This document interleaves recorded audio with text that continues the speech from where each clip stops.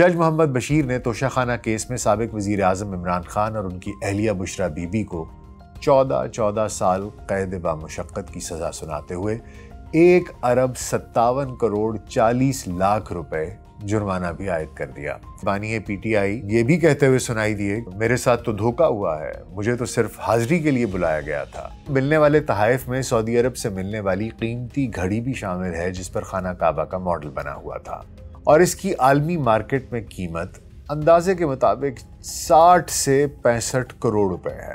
Bushra be be کو بنی گالہ منتقل کر کے سب جیل قرار دے دیا گیا ہے۔ انہیں بنی گالہ میں نظر بند رکھنے کا فیصلہ کیا گیا ہے۔ کچھ اونج بھی راواں اوکھیاں سن، کچھ گل وچ غماں دا توق بھی سی، کچھ شہر دے لوگ بھی ظالم سن، کچھ سانو مرن دا شوق بھی سی۔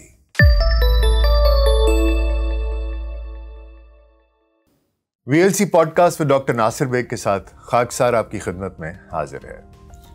سابق وزیر اعظم عمران خان کو 2 مختلف کیسوں میں مجموعی طور پر 24 سال قید بامشقت اور ان کی اہلیہ بشرا بی بی کو 14 اور سابق وزیر خارجہ شاہ محمود قریشی کو 10 سال قید بامشقت سنا دی گئی۔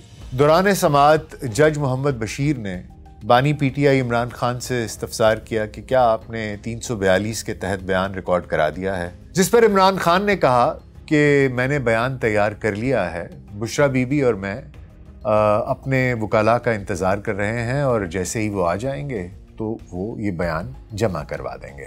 مکالمہ کرتے ہوئے جج سے بانی پی ٹی آئی یہ بھی کہتے ہوئے سنائی دیے کہ آخر آپ کو اتنی جلدی کیوں ہے، میرے ساتھ تو دھوکہ ہوا ہے، مجھے تو صرف حاضری کے لیے بلایا گیا تھا۔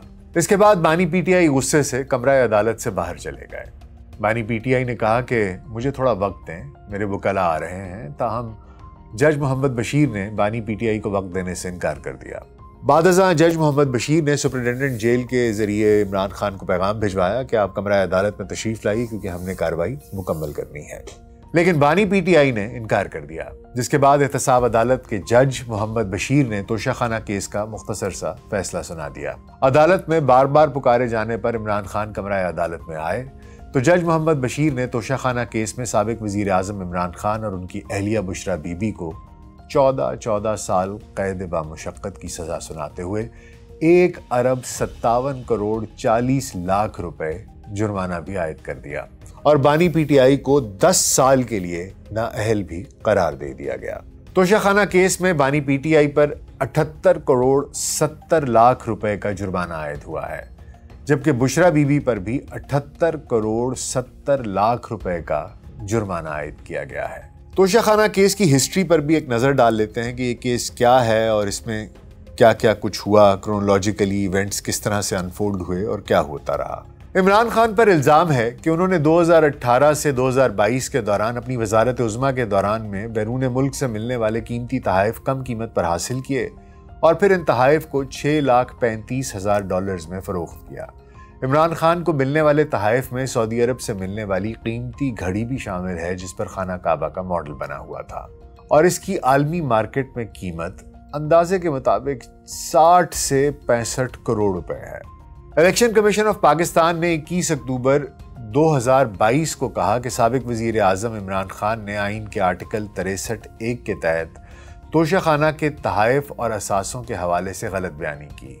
اس کے علاوہ الیکشن واچ ڈاگ کی جانب سے سیشن عدالت میں ایک پٹیشن بھی دائر کی گئی جس میں چیئرمین پی ٹی آئی کے خلاف کرمنل پروسیڈنگز شروع کرنے کی استدعا بھی کی گئی۔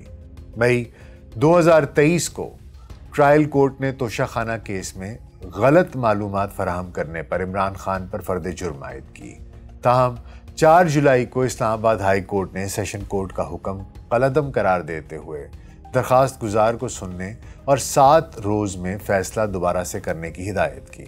4 اگست کو اسلام آباد ہائی کورٹ نے سیشن کورٹ کا توشہ خانہ فوجداری کیس سے متعلق فیصلہ کالعدم قرار دیتے ہوئے جج کو ہدایت کی کہ درخواست گزار کو دوبارہ سے سن لیں اور پھر کیس کا فیصلہ سنائیں، اور پھر 5 اگست کو سیشن کورٹ نے توشہ خانہ کیس میں عمران خان کو 3 سال کی قید اور 1 لاکھ روپے جرمانے کی سزا سنائی۔ اپیلیں چلتی رہیں، کیس چلتے رہے اور آخرکار عمران خان اور بشرا بی بی کو 14 سال قید بامشقت سنا دی گئی۔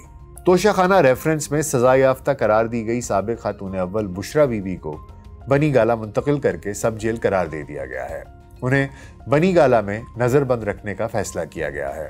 نوٹیفیکیشن کے مطابق چیف کمشنر اسلام آباد نے سزا یافتہ بشرا بی بی کی بنی گالہ رہائش گاہ کو سب جیل قرار دیا ہے۔ قبل ازیں اڈیالہ جیل راولپنڈی میں سائفر کیس کی سماعت ہوئی۔ بانی P T I Imran Khan اور شاہ محمود قریشی کمرہ عدالت میں موجود تھے۔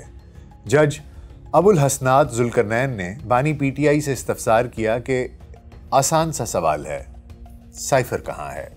بانی پی ٹی آئی نے جواب دیا کہ میں نے وہی بیان میں کہا ہے کہ مجھے نہیں معلوم، سائفر میرے دفتر میں تھا۔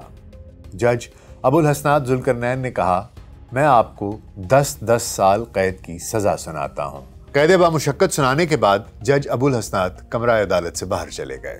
آفیشل سیکرٹ ایکٹ کے تحت قائم خصوصی عدالت کے جج ابو الحسنات ذوالقرنین نے مختصر فیصلہ دیا۔ جب بانی پی ٹی آئی اور شاہ محمود قریشی کو 342 کا بیان کمرہ عدالت میں ریکارڈ کرنے کے لیے سوال نامہ دیا گیا، دونوں رہنماؤں نے بیان دیا کہ ہمارے وکلاء موجود نہیں ہیں، ہم کیسے بیان ریکارڈ کرائیں گے؟ جواب میں جج ابو الحسنات نے کہا کہ آپ کے وکلاء حاضر نہیں ہو رہے تو آپ کو اسٹیٹ ڈیفنس کونسل فراہم کی گئی ہے۔ عمران خان نے سائفر گمشدگی کے لیے اپنے اے ڈی سی پر الزام عائد کیا اور الزام عائد کیا کہ ان کے سرکاری معاون اے ڈی سی نے جنرل باجوہ کی ایما پر سائفر چوری کیا تھا۔ عمران خان نے اڈیالہ جیل میں جج ابو الحسنات ذوالقرنین کے سامنے اپنا بیان ریکارڈ کرواتے ہوئے کہا کہ سائفر وزیر اعظم آفس میں تھا، جہاں کی سیکیورٹی کی ذمہ داری ملٹری سیکریٹری، پرسنل سیکریٹری اور سیکریٹری پروٹوکول پر عائد ہوتی ہے، جو وزیر اعظم ہاؤس کی سیکیورٹی کو دیکھتے ہیں۔ انہوں نے یہ بھی کہا کہ میرے 3.5 سال کے دوران یہ واحد دستاویز ہے جو گم ہوئی ہے، اور اس کے گم ہونے پر میں نے اپنے ملٹری سیکریٹری سے کہا کہ انکوائری کی جائے۔ یہ وہ واحد موقع تھا جب میں ملٹری سیکریٹری سے ناراض بھی ہوا۔ آئیے اب یہ بھی دیکھ لیتے ہیں کہ سائفر آخر میں ہوتا کیا ہے۔ سائفر کسی بھی اہم اور حساس نوعیت کی بات یا پیغام کو لکھنے کا وہ خفیہ طریقہ کار ہے جس میں عام زبان کی بجائے کوڈز پر مشتمل زبان کا استعمال کیا جاتا ہے۔ کسی عام سفارتی مراسلے یا خط کے برعکس سائفر کوڈڈ زبان میں لکھا جاتا ہے۔ سائفر کو کوڈ زبان میں لکھنا اور ان کوڈز کو ڈی کوڈ کرنا کسی عام انسان نہیں بلکہ متعلقہ شعبے کے ماہرین کا کام ہوتا ہے، اور اس مقصد کے لیے پاکستان کے دفتر خارجہ میں گریڈ 16 کے 100 سے زائد اہلکار موجود ہیں، جنہیں سائفر اسسٹنٹس کہا جاتا ہے۔ سائفر اسسٹنٹ پاکستان کے بیرون ملک سفارت خانوں میں بھی تعینات ہوتے ہیں۔ اب سائفر کے معاملے کو سمجھنے کے لیے امریکہ میں پاکستان کے سابق سفیر اسد مجید کے دفتر واشنگٹن کا رخ کرتے ہیں۔ ان کے امریکی سفارتکار ڈونلڈ لو سے واشنگٹن میں ایک کھانے پر غیر رسمی ملاقات ہوئی۔ ملاقات میں امریکی عہدیدار نے پاکستان سے متعلق اہم امور پر اپنی رائے کا اظہار کیا۔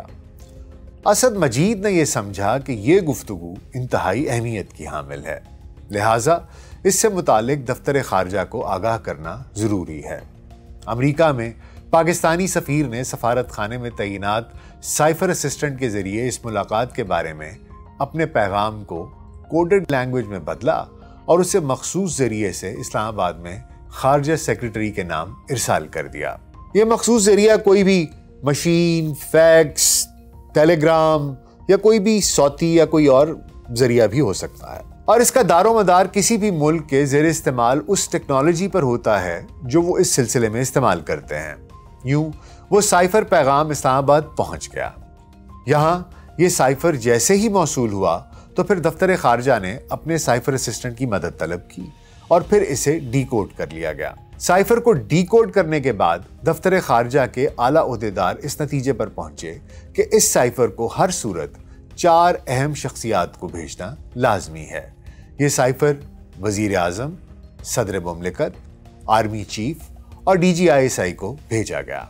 دفتر خارجہ کے حکام کے مطابق سائفر کی یہ تمام کاپیاں اصل تصور کی جاتی ہیں اور 1 مہینے کے اندر سائفر کو واپس دفتر خارجہ بھیجنا ہوتا ہے، مگر وزیر اعظم کو بھیجا گیا سائفر دفتر خارجہ کو موصول ہی نہیں ہوا، جس سے یہ خدشہ پیدا ہو گیا کہ کہیں اس کا کوڈ کمپرومائز تو نہیں ہو گیا، یا کہیں یہ سائفر کسی دوسرے ملک کے ہاتھ تو نہیں لگ جائے گا۔ یہی وجہ ہے کہ حکومتی حلقوں میں بھی اس حوالے سے تشویش پائی جاتی ہے۔ سابق وزیر خارجہ شاہ محمود قریشی کے مطابق عام طور پر ایسی کلاسیفائیڈ دستاویزات کو پبلک نہیں کیا جاتا، تاہم ان کے مطابق یہ سائفر ابھی بھی ایوان صدر اور دفتر خارجہ میں موجود ہے۔ ان کے مطابق حکومت کا یہ تاثر دینا کہ سائفر غائب ہو گیا ہے درست نہیں ہے۔ ان کے مطابق یہ سائفر غیر گردشی تھا اور خارجہ سیکریٹری کے نام پر موصول ہوا تھا۔ ان کے مطابق یہ سائفر وہ سابق وزیر اعظم عمران خان کے نوٹس میں خود لائے تھے۔ خیال رہے کہ بیرون ملک مشن سے ریسیو ہونے والے یہ سائفرز دو قسم کے ہوتے ہیں، ایک گردشی اور ایک غیر گردشی۔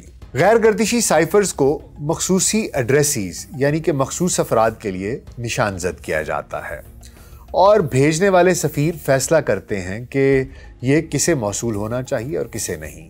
البتہ سیکریٹری خارجہ ادارے کا سربراہ ہونے کی وجہ سے یہ فیصلہ کر سکتے ہیں کہ ایسی ڈپلومیٹک کیبل یا سائفر کس کس کو بھیجی جا سکتی ہے۔ دفتر خارجہ کی سابق ترجمان تسنیم اسلم کے مطابق دفتر خارجہ کی مختلف اصلاحات ہیں، مگر بنیادی طور پر سائفر بھی ٹیلی گرام، خط یا فیکس کی ہی ایک شکل ہوتی ہے۔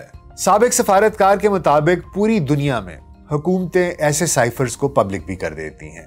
ان کے مطابق اس کی ایک وجہ یہ بھی ہوتی ہے کہ دفتر خارجہ کوئی بھی سائفر، ٹیلی گرام یا مراسلہ پیرافریزنگ کے بعد ہی مختلف دفاتر کو بھیجتا ہے، یعنی الفاظ اور پیراگراف کی ترتیب بدل دی جاتی ہے، تبدیل کر دی جاتی ہے، یعنی ماسٹر کاپی صرف دفتر خارجہ میں ہی رہتی ہے اور باقی عہدیداروں کے پاس پیغام منٹس اور تجزیے کی صورت میں ہی پہنچایا جاتا ہے۔ ان کے مطابق دفتر خارجہ اور ملک کے چیف ایگزیکٹو کو نہ صرف اسے ڈی کلاسیفائی کرنے کا اختیار حاصل ہوتا ہے، بلکہ وہ اس سے قبل بھی سائفر، ٹیلی گرام یا مراسلے کی تبدیل شدہ کاپی کسی بھی ریاستی یا حکومتی عہدیدار کو بھیج سکتا ہے۔ اب اس بات پر بھی نظر ڈال لیتے ہیں کہ یہ جو سائفر کیس ہے عمران خان کے خلاف اور یہ جو معاملہ ہے سائفر کیس کا، یہ ہے کیا؟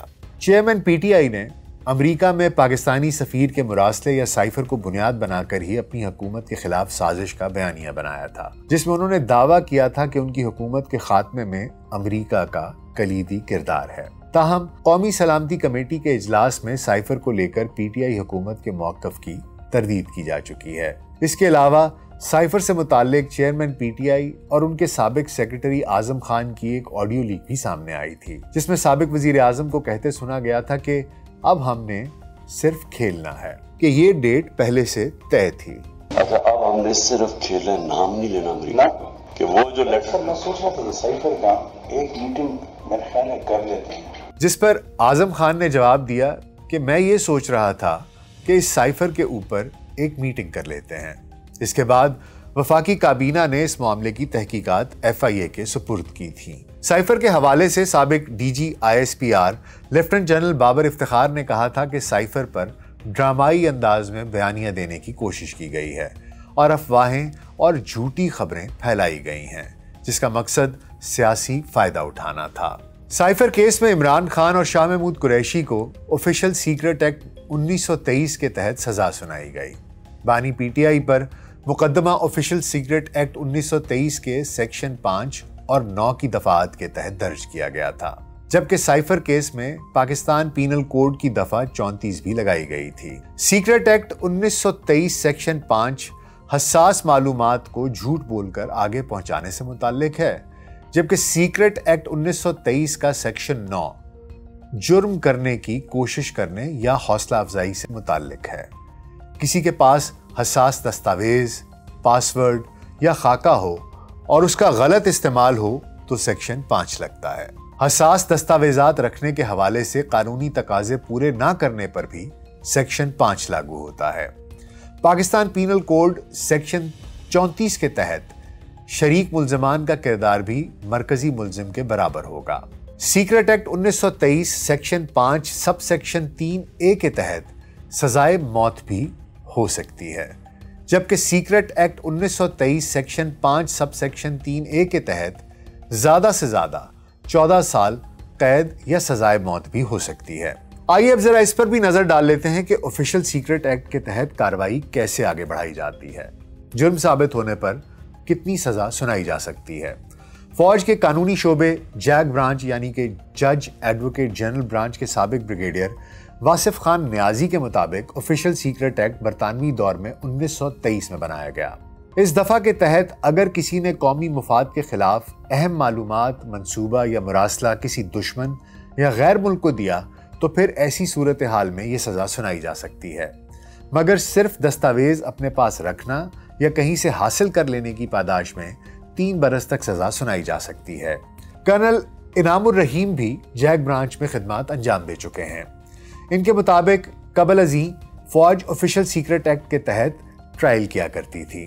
معروف شاعر احمد فراز مرحوم کا بھی فوج نے ایسا ہی ایک ٹرائل کیا تھا جسے ہائی کورٹ نے مسترد کر دیا تھا۔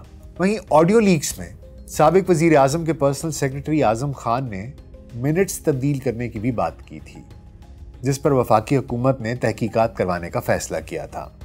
دوسری طرف عمران خان نے وزیر اعظم کی سیکیور لائن کی ریکارڈنگ پر نہ صرف تشویش کا اظہار کیا تھا بلکہ ایک نجی ٹی وی چینل کو دیے گئے انٹرویو میں یہ بھی بتایا تھا کہ اعظم خان سے ہونے والی بات چیت شاید ایک کمرے میں کی گئی تھی، اور دوسری آڈیو لیک جس میں اسد عمر اور شاہ محمود قریشی بھی موجود تھے وہ شاید فون پر بات ہو رہی تھی۔ سابق وزیر اعظم عمران خان نے 27 مارچ 2022 کو اسلام آباد میں ہونے والے جلسے میں ایک مبینہ خط لہراتے ہوئے کہا تھا کہ ہمیں لکھ کر دھمکی دی گئی ہے۔ اسلام آباد ہائی کورٹ میں غیر رسمی گفتگو کے دوران ایک صحافی نے جب چیئرمین پاکستان تحریک انصاف عمران خان سے سوال پوچھا کہ آپ سے سائفر کی جو کاپی گم ہو گئی تھی وہ واپس ملی ہے یا نہیں، عمران خان سائفر سے متعلق اس سوال پر صرف کہکہا لگا کر خاموش ہو گئے تھے۔ اس حوالے سے ٹیکسلا کے جلسہ عام سے خطاب کرتے ہوئے عمران خان نے مریم نواز شریف کو مخاطب کرتے ہوئے اپنا موقف بیان کیا تھا کہ اب نیا ڈرامہ ہو رہا ہے کہ سائفر گم ہو گیا ہے۔ مریم بی بی پتہ چل جائے گا کہ آپ کے والد یعنی کہ میاں محمد نواز شریف اور آپ کے چچا یعنی کہ میاں محمد شہباز شریف نے امریکہ کے ساتھ مل کر ہماری حکومت کو گرانے کا پلان بنایا تھا۔ اب دفتر خارجہ سے پوچھیں، وہاں پر سائفر کی ماسٹر کاپی ابھی بھی موجود ہے۔ سیاسی قیادت کا قانونی نزاکتوں کے ہاتھوں تحلیل ہو جانا کوئی اچھی بات نہیں ہے۔ سیاسی قیادت عوام کے ہاتھوں ہی تحلیل ہونی چاہیے۔ سائفر کیس کا فیصلہ سنا تو دل کو ٹٹولا، وہاں نہ خوشی کے جذبات تھے نہ افسوس کے۔ یہ وہی منیر نیازی والا معاملہ تھا کہ کچھ شوق سی یار فقیری دا، کچھ عشق نے در در رول دیتا، کچھ سجنا کسر نہ چھڈی سی، کچھ زہر رقیباں گھول دیتا۔ عمران خان کا یہ معاملہ بھی صرف شہر کے لوگ نہیں ہیں، ان کے اپنے شوق نے بھی انہیں یہ دن دکھانے میں کوئی کسر نہیں چھوڑی۔ جیسا کہ میں نے پہلے کہا تھا، سیاسی قیادت کا قانونی نزاکتوں کے ہاتھوں تحلیل ہو جانا اچھی بات نہیں ہے۔ سیاسی قیادت عوام کے ہاتھوں ہی تحلیل ہونی چاہیے۔ ابھی کل ہی کی بات ہے، پاناما میں سے اقامہ نکلا تو جناب عارف علوی نے ضرورت سے کافی زیادہ منہ کھول کر عمران خان سے لڈو کھائے۔ معلوم نہیں آج کون لڈو کھا رہا ہوگا، اور یہ بھی خبر نہیں یہ آخری لڈو ہوگا یا پھر پیر مغاں کے انگوروں کے رس سے لڈو بنتے رہیں گے، بنائے جاتے رہیں گے۔ دائروں کا ایک سفر ہے، جسم شل ہو جاتا ہے لیکن گھر نہیں آتا، گھوم پھر کر وہی مقام آ جاتا ہے جہاں سامنے کیلے کا چھلکا پڑا ہوتا ہے۔ ہم اسے دیکھتے ہیں اور کہتے ہیں لو جی ایک بار پھر گرنا پڑ گیا۔ یہاں فیصلے ہوتے ہیں تو گمان گزرتا ہے 100 سال بعد بھی یہ فیصلے یاد رکھے جائیں گے۔ دوسری برسات برستی ہے تو نئی حقیقتوں کے ہاتھوں فیصلے اور منصف دونوں اجنبی ہو جاتے ہیں۔ پاکستان کے قانون میں تو قدرت نے ویسے ہی اتنی لچک رکھی ہے کہ چاہے تو ہاتھی کو گزار دیتے ہیں اور چاہے تو مچھر کو پکڑ لیتے ہیں۔ سیاسی قیادت کو بھی مگر یہ بات سمجھنی چاہیے کہ ڈی چوک کے اطراف میں سازگار موسم حسب ضرورت ضرور اتر سکتے ہیں، لیکن ریاست کا کوئی داماد نہیں ہوتا۔ ریاست کسی وجہ سے صرف نظر کر سکتی ہے لیکن دائمی پہچان کی کیفیت میں نہیں رہ سکتی۔ عمران خان نے سیاست کو کلٹ بنایا اور سمجھے کہ وہ اس فصیل میں محفوظ ہیں۔ یہ خوش فہمی جاڑے کی پہلی بارش کے ساتھ بہہ گئی۔ کلٹ اور ریاست زیادہ دیر تک ساتھ نہیں چل سکتے۔ نظام نے ابھی بھی عمران خان کو نہیں اگلا، سزا اس سے بھی زیادہ سخت ہو سکتی تھی۔ مقدمے کی کارروائی میں ایسا بہت کچھ موجود تھا اور ایسا بہت کچھ موجود ہے کہ اپیل کے مراحل میں اس سے فائدہ اٹھایا جا سکتا ہے۔ گویا زبان حال بتا رہی ہے کہ گنجائش موجود ہے۔ اس گنجائش کا حصول مگر کلٹ سے ممکن نہیں ہے۔ اس کے لیے سیاسی بصیرت کی ضرورت ہے۔ سیاسی عصبیت قانون کے کٹہرے میں ختم نہیں ہوتی۔ تارا مسیح کا پھندا بھی بھٹو کی عصبیت ختم نہیں کر سکا۔ نواز شریف بھی وقت کا موسم بدلا تو میدان میں موجود ہے۔ عمران خان کی سیاست بھی ختم نہیں ہوئی۔ وقت کا موسم بدل سکتا ہے، لیکن اس کے لیے عمران خان کو ایک سیاستدان بن کر دکھانا ہوگا۔ عمران خان اور ان کی ٹیم نے شاید ہی کسی مقدمے کو سنجیدگی سے لیا ہو۔ فورن فنڈنگ کیس سے لے کر اب تک ہر مقدمے کو کھیل سمجھا گیا۔ ان سب کا خیال شاید یہ تھا کہ خان تو پھر خان ہے، لیکن بدلتے موسموں میں ان کے لیے قبیلے کے خان جیسا کوئی امتیازی مرتبہ دستیاب نہیں ہے۔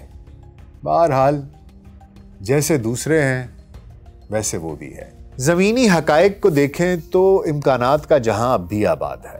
بہرحال توشہ خانہ کیس ہو یا سائفر کیس ہو، دونوں میں عمران خان کو سزا سنا دی گئی ہے۔ آگے حالات کیا ہوتے ہیں کیا نہیں ہوتے ہیں یہ تو وقت ہی بتائے گا۔ 8 فروری کو الیکشنز ہو رہے ہیں، اس میں کیا نتائج سامنے آتے ہیں، کس کی حکومت بنتی ہے۔ لیکن جیسا کہ میں نے کہا کہ سیاست میں کسی کو بھی رد نہیں کیا جا سکتا۔ اس میں اتنے امکانات ہوتے ہیں، اسے کہتے ہیں کہ ان لمیٹڈ انفائنائٹ پرموٹیشنز اور کمبینیشنز ہوتی ہیں جو کہ پاکستانی سیاست میں خاص طور پر چلتی رہتی ہیں۔ کب کون کہاں پر عروج حاصل کر لے اور کس کا زوال شروع ہو جائے یہ کوئی نہیں کہہ سکتا۔ بہرحال کیا ہوگا کیا نہیں ہوگا یہ تو وقت ہی بتائے گا۔ میں اور آپ صرف یہ کر سکتے ہیں کہ 8 فروری کو الیکشنز ہو رہے ہیں، ہم جائیں اور جس پارٹی اور جس کینڈیڈیٹ کو ہم مستحق سمجھتے ہیں اس کو ووٹ ڈال دیں۔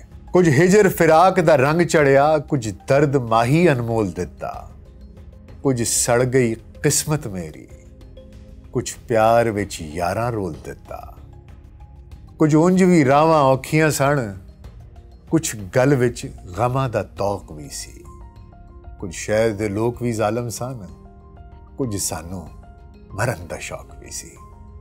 میں بہت خیال رکھیے گا۔ شکریہ۔